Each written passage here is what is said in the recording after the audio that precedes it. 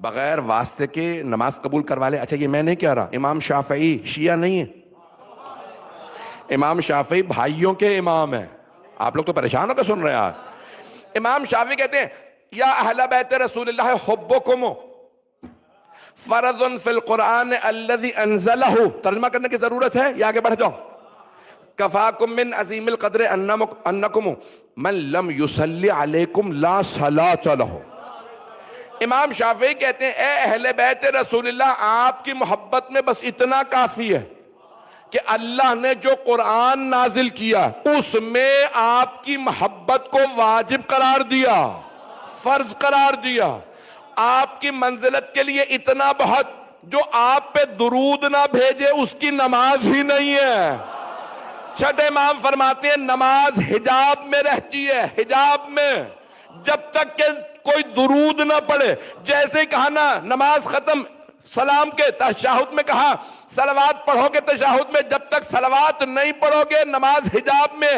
حجاب کھلتا تب ہے جب محمد و آل محمد پہ توجہ. اللہم, شیعہ سنی دونوں نمازوں کا درود سن لیجئے. اللہم صلی علی محمد و آل محمد. بھائیوں کا اللہم صلی علی محمد و علی آل محمد. نماز میں اتنا ہی ہے. کہ افضل ما صلیتا نہیں ہے, بیچ میں حضرت ابراہیم نہیں, بیچ میں آل ابراہیم نہیں, صرف محمد و آل محمد. اللہم صلی علی محمد, توجہ, و آل محمد. کوئی نہیں ہے بیچ میں, یا اللہ ہے یا یہ ہے.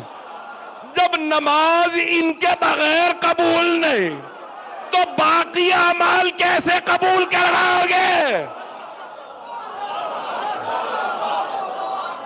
بغیر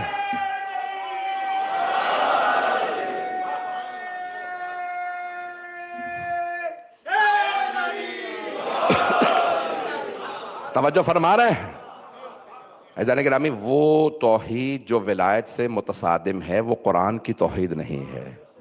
جو جملے پیش کر رہا ہوں, قرآن جو ہے وہ ولایت سمجھا رہا ہے. بھائیوں نے ایک جملہ بنا رکھا ہے, مردوں سے مدد مانگنا بدعت ہے. یہ آپ نے سنا کبھی؟ یہ میں نے اکیلے نہیں سنا.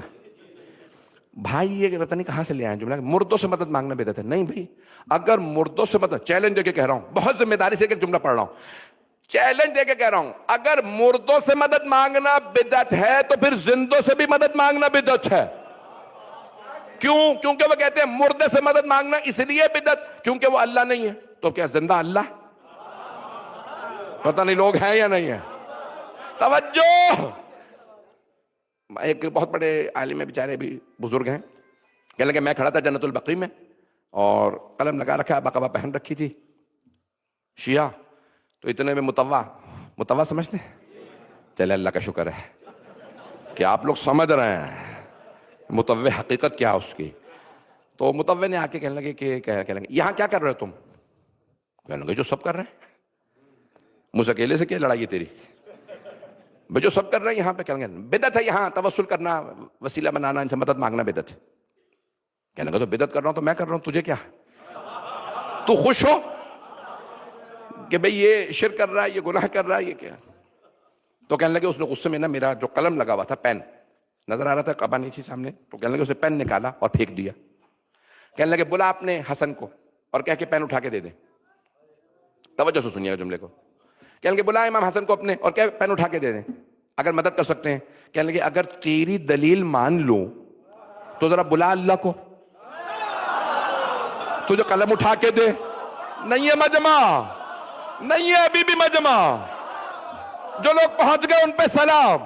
کہ اگر تیری دلیل مان لوں کہ اگر قلم اٹھا کے ہاتھ میں نہ دے تو مدد نہیں کر سکتے, تو ذرا اللہ سے کہ تجھے قلم اٹھا کے ہاتھ میں دے دے. کہ بالکل چہرے پہ 12 بج گئے. یعنی جو خود دلیل دی تھی اسی کے خلاف چلے گئے. عزیزان گرامی پھر کہتے ہیں, خود ہی انہوں نے کہنے لگے میں نے اس کو جواب دیا, یہ ان چھوٹے چھوٹے کاموں کے لیے نہیں بنے. اللہ نے پوری کائنات بنا دی, اب چل رہی ہے. وہ کبھی آ کے بھیڑیے کے منہ پہ ہاتھ نہیں رکھتا, بچہ نہ کھا. نظام چلنے دے رہا ہے، دیکھ رہا ہے، چاہے تو کر سکتا ہے۔ اور جب وہ قادر ہے، اس نے کہا کہ یہ ولی ہے، توجہ، انہیں پورا اختیار ہے، اب انہیں علم بھی ہے کہاں مداخلت کرنی ہے، کہاں مداخلت نہیں کرنی۔ میرے جملے پہنچ رہے ہیں یا پریشان کر رہا ہوں؟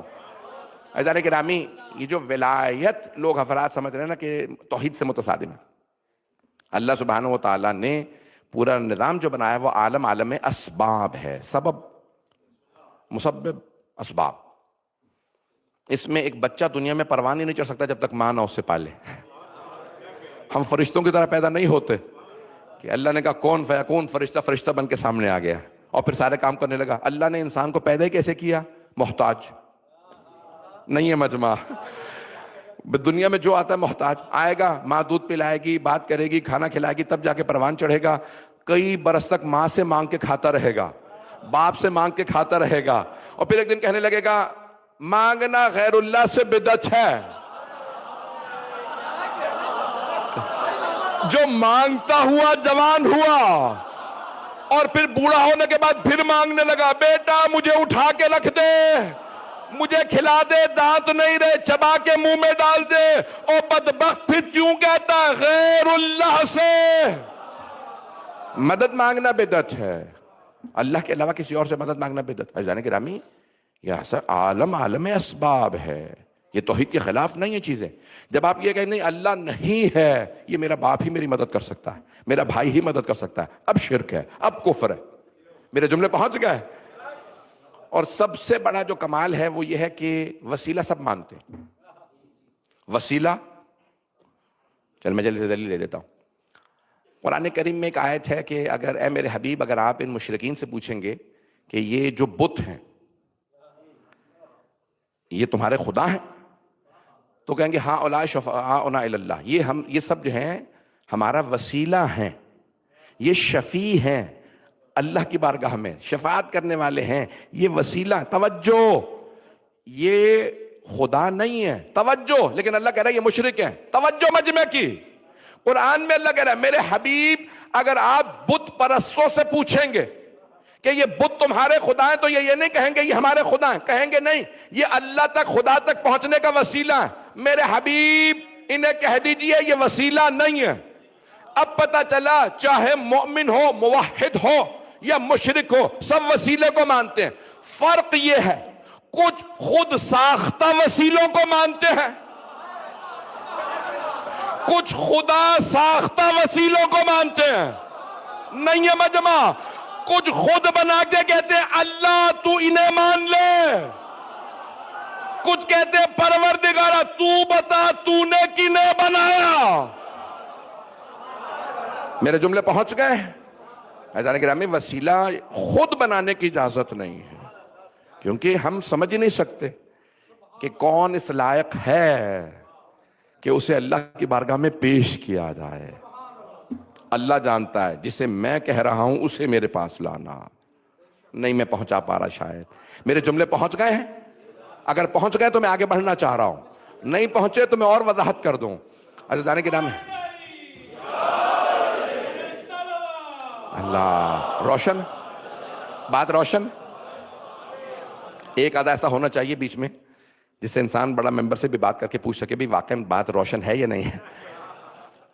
عزیزان گرامی، خود ہم کبھی نہ کہیں پروردگارہ ہم نے بنا لیا، ایسا نہ ہو کہ کہیں مستقیفہ چلے جائیں، کہیں جائیں بنا بنو کے اللہ سے کہیں پروردگارہ ہمیں یہ پسند ہے، ہم نے اسے بنا لیا تو مان لے۔ اللہ نے کہا تمہیں کیا پتا دلوں میں کیا ہے، تمہیں کیا پتا کس کا سابقہ کیا ہے، تمہیں کیا پتا یہ لمبی داڑھی میں کچھ نہیں رکھا ہے۔ عزیزان گرامی، یہ اللہ سبحانہ و تعالیٰ بتائے گا کہ جسے میں نے چنا ہے وہ کیسا ہے۔